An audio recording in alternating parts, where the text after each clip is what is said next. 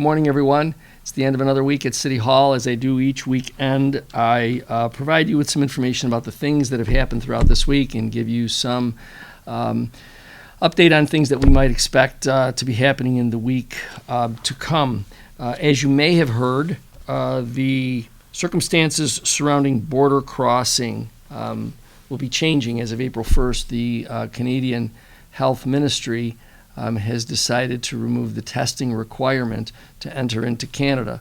So non-Canadians looking to go into Canada, or our Canadian friends, family, neighbors coming into the United States and then going back into Canada, none of us will be required to go through any type of testing, whether it's rapid antigen or PCR testing. All of that is going to be no longer required as of April 1st.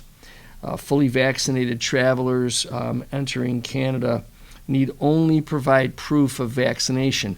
Now, what the Canadian government is requiring in the app is free in any of the appropriate stores on your smartphones. You have to download the ArriveCan app. ArriveCan app.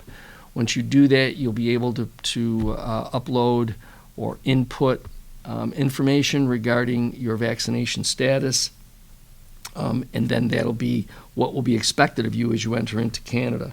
Again, there's no need for you to prove any negative testing, and so if you are not fully vaccinated, and I know that I go over this every weekend with you, if you're not fully vaccinated, first, let me suggest that you please go and get all of your vaccinations and boosters and whatever it is that you have not yet received, not just to be able to enter into Canada, but because it's the best defense against the virus. But if you don't, if you are not fully vaccinated, you will continue to have to provide a negative test under the old protocols. So in order for you to have free travel back and forth, please make sure that you're vaccinated. Download the ArriveCan app. Upload your information, input your information on that app, and then you'll be able to go back and forth as we all did prior to the pandemic. And that starts on April 1st. This evening, Motown icon Smokey Robinson. Smokey Robinson will be performing at the Seneca Niagara Casino. The Grammy Award-winning legend and Rock and Roll Hall of Famer is known for his time as the lead singer of the Miracles, as well as for writing many, many songs that we are all familiar with. My Girl, The Way You Do the Things You Do, You've Really Got a Hold on Me, and of course, Cruisin'. All of those songs, if you're my age or around my age, all of those songs were songs that you're very familiar with. His career dates back to 1955. So Smokey is certainly a legend in the music industry. He received the Grammy Legend Award in 1990 and the Lifetime Achievement Award in 1999. It's my intent to be present to greet him in the city of Niagara Falls this evening and to present Smokey Robinson with the key to the city for all of his great dedication to the world of entertainment.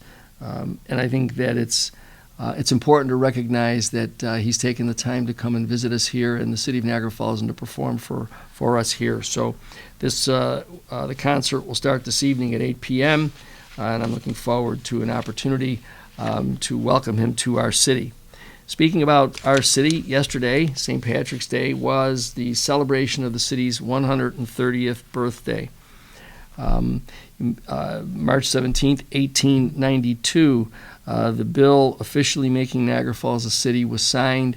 Remember, that was as a result of the coming together of a number of different towns, as well as the city of Niagara Falls, into one incorporated entity. And then, of course, a few decades later was the addition of the LaSalle district into our city. The first mayor, George Wright, took office on April 26th in 1892, and the city of Niagara Falls has continued in an unbroken tradition for those 130 years. It is also a benefit that the city's birthday falls on St. Patrick's Day, so that everyone across the country is celebrating our birthday. And we had the world's shortest St. Patrick's Day parade. It returned after a 2-year hiatus. We marched along Old Falls Street and joined with members of the Niagara Falls Ancient Order of Hibernians. The parade route, 351 feet of it, was thrilling as we walked along Old Falls Street with a number of spectators there to observe this grand parade. Patricia Mahoney, longtime Hibernian member, was the Grand Marshal for the parade. Once into the convention center, Irish music acts Poor Old Goat and Crick Water performed. We also enjoyed entertainment, as is our custom, from the McCarthy School of Irish Dance. Earlier in the week, on the afternoon of the 16th, with the attendance of the Ancient Order of Hibernians, we raised the Irish flag over the city of Niagara Falls. That was our kickoff to what will be this entire weekend celebration of Irish heritage and the contributions that Irish Americans have made, not only to the country, but especially to Western New York, and more specifically to the city of Niagara Falls. So a belated happy St. Patrick's Day to everyone, and a belated happy birthday to all of us who are residents of the city of Niagara Falls. Just a reminder that this past week, we had the opportunity, as I swore in 4 new Niagara Falls police officers, to add more diversity to our city police force. 2 men, along with 2 women, have joined our police force in the city of Niagara Falls: Maria Faso, Ryan Kidd, Nicholas Lapine, and Samantha Stonebreaker.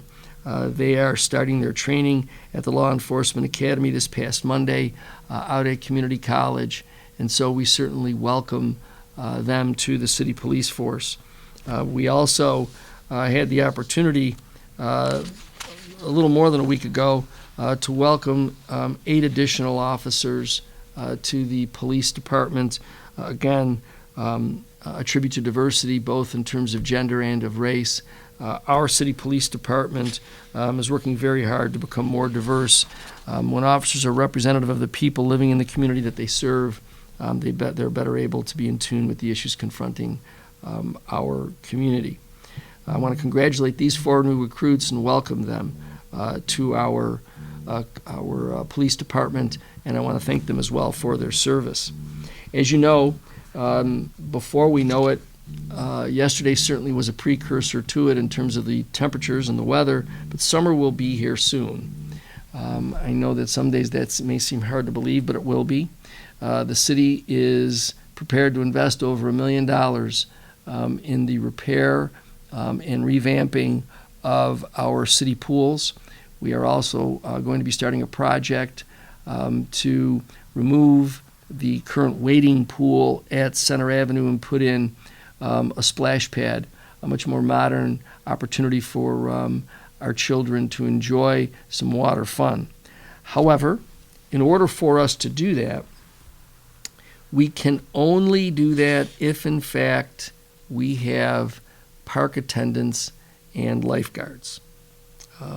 While we are going to be spending the money to repair American Rescue Plan funds to repair these facilities, none of these facilities will be able to open if we are not able to have them staffed for state safety reasons. Our intention is to open these pools from June 30th through September 5th. That is all going to be contingent on our ability to fill these lifeguard and recreation aid positions.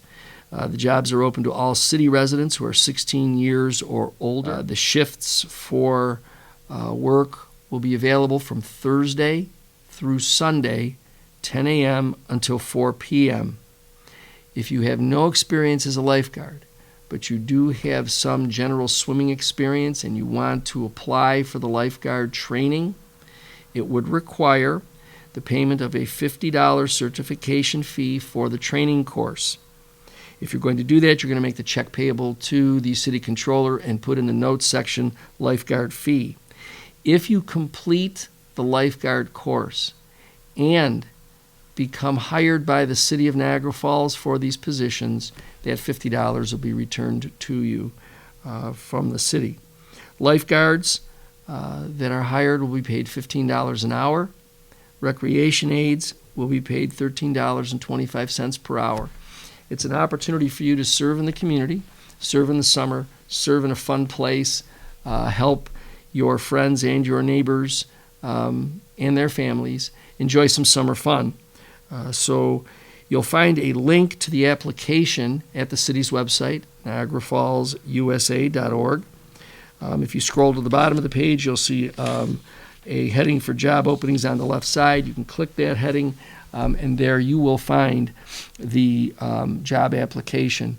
And so it's really important, and I want to stress that in order for us to be able to open the splash pads and the pools, despite the repair that we're doing, we cannot open them without your help, the help of your children and young adults to come in and be lifeguards and recreation aides.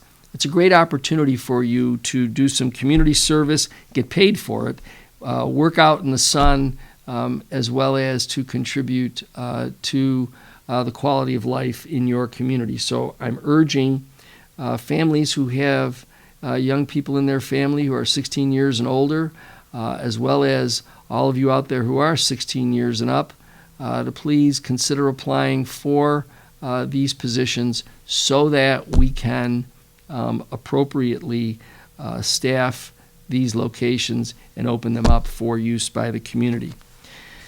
Each week, I again highlight for you the fact that as we work our way through the pandemic, and I think that all of us will agree that with the changes coming to the border crossing, with the way in which we have been able to enjoy more outdoor and indoor entertainment activities, it seems like we're getting a handle and beginning to work our way back toward things being normal. But it only becomes a reality as more and more of us continue to get vaccinations and boosters. So if you haven't done that yet, please make sure that you do. It's the one way for us to really make sure that we turn the corner and put an end to all of the restrictions that have really hampered the way we've been able to live over the last 2 years. I'm looking forward to a very exciting weekend. Please remember, if you're a basketball fan, at the KeyBank Center in downtown Buffalo, we have some of the initial rounds of the NCAA tournament. Yesterday there were some games that were played, and I think there are more games scheduled for tomorrow. I'm sure that tickets are available, so if you're interested in going down there, please make sure that you check the KeyBank Center website for more information. Again, as I do every week, I would ask that you please be safe, enjoy yourself.